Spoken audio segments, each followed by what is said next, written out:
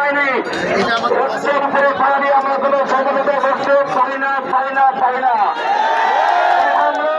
আমাদের যে একদম দাবি ছিল, যদি সে একদম দাবির পক্ষে সুনির্দিষ্ট কোনো বক্তব্য আসে, আমরা আগে ঘোষণা দিয়েছিলাম আমাদের আন্দোলন, আমাদের সংগ্রাম চলবে। এই আন্দোলন এখন আর সাধারণ শিক্ষকের আন্দোলন নয়, এই আন্দোলন এখন জাহাঙ্গীরের আন্দোলন নয়, এই আন্দোলন এখন শুধু ঢাকা ইউনিভার্সিটির আন্দোলন নয়, সারা দেশের প্রতিটি আনাচে কানাচে প্রতিটি শিক্ষা প্রতিষ্ঠান থেকে শুরু করে আমাদের অভিভাবকরা কিন্তু আমাদের সেই আন্দোলনের নৈতিকভাবে সমর্থন নিয়ে আসছেন এবং আশা করি আমাদের সব যৌক্তিক দাবি আদায় না করে আমরা রাজপথ ছাড়ব না। কিন্তু আমরা মামলা বই দেখান, আমাদেরকে গুম করা বই দেখান, আমরা দরকার হবো, আমরা চোখ দেবো, আমরা বুকে চাঁদে রাখতে ফিরিয়ে দিব, তারপরে দাবি আদায় না করে আমরা রাজপথ থেকে বিদায় হবো না।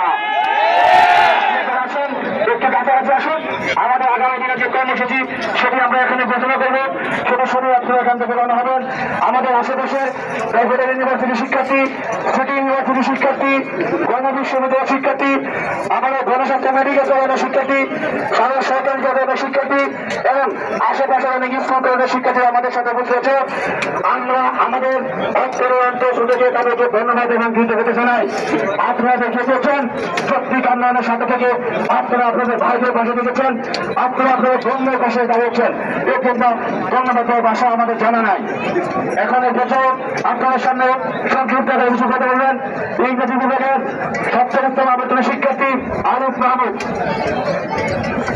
সংগ্রামী সাথী বন্ধুগণ, আমরা জানি আমাদের এই আন্দোলনের মধ্যে অনেকে অনুপ্রবেশকারী এসেছেন। আমরা সেই জায়গা থেকে বলতে চাই, সন্ধ্যা হয়ে গেছে, আমরা এই আন্দোলন আজকে আর চালাবো না। আমরা আগামীকালের যে ঘোষণা আমরা একটুর মধ্যে জানতে পারবো কখন আমরা উপস্থিত হব। আমরা এখান থেকে যারা বিশ্ববিদ্যালয়ের শিক্ষার্থী আছি, যারা বিশ্ববিদ্যালয়ের শহীদ মিনারে অবস্থান করবো, আমরা আমাদের হলগুলো আজকে খুলে দেবো। আমরা সবাই যারা শিক্ষার্থীরা এসেছেন আমরা তাদেরকে আবারও সাধুবাদ জানাচ্ছি। আমরা কালকে যে কর্মসূচি দিব, আপনারা আজকে যারা এখান থেকে যাবেন সবাই দলবদ্ধভাবে যাবেন। আমাদের কালকে যে কর্মসূচি থাকবে আপনারা আবার দলবদ্ধভাবে এখানে আসবেন। আপনারা জানেন সারা দেশে অসংখ্য শিক্ষার্থী, আমাদের বেসরকারি বিশ্ববিদ্যালয়ে অনেক শিক্ষার্থী মৃত্যুর মুখোমুখি হয়েছে।